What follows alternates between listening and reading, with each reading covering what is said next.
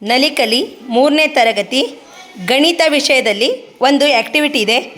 ಎಲೆಯ ವಿನ್ಯಾಸ ಗಮನಿಸಿ ಚಿತ್ರಿಸೋಣ.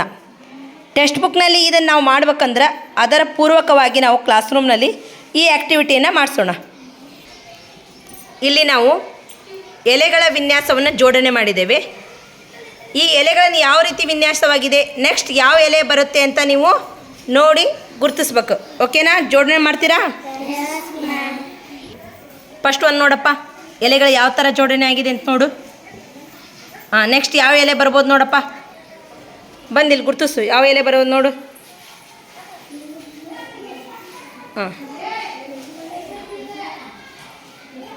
ಕರೆಕ್ಟಾ? ನೆಕ್ಸ್ಟ್ ನೋಡಿ ನೀನು ಎಲೆನ ಯಾವ ಥರ ಇಟ್ಟಾರ, ಅಡ್ಡ ಉದ್ದ ನೋಡ್ಕೊಂಡು. ನೆಕ್ಸ್ಟ್ ಯಾವ ಥರ ಬರುತ್ತೆ ನೋಡಿ ಎಲೆ.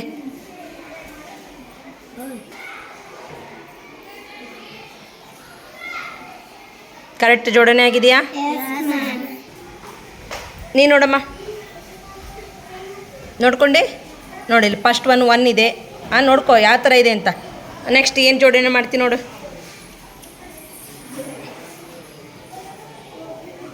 ಗುಡ್. ನೀ ನೋಡಮ್ಮ.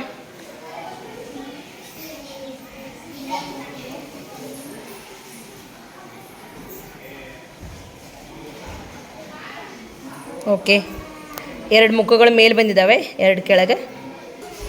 ನೀ ನೋಡಮ್ಮ, ನೋಡ್ಕೊಂಡು.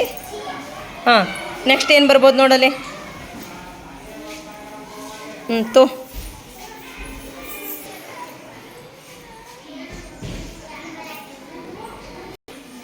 ನೆಕ್ಸ್ಟ್ ನೋಡಮ್ಮ, ಸೇಮ್ ಎಲೆ ಇದೆ, ಯಾವ ಥರ ಜೋಡ್ಸ್ಯಾರ ನೋಡು.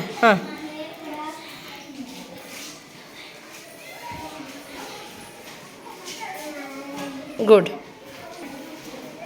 ನೋಡಮ್ಮ ಯಾವ ಥರ ಜೋಡಣೆ ಮಾಡ್ಯಾರ. ಎಲೆನಾ ನೋಡು, ಕ್ರಾಸಾಗಿ ಬಂದಿದೆ, ಅದು ಯಾವ ಥರ ಕರೆಕ್ಟಾಗಿದೆ ನೋಡ್ರಿ. ಗುಡ್.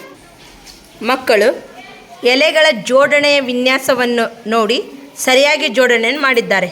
ಧನ್ಯವಾದಗಳು.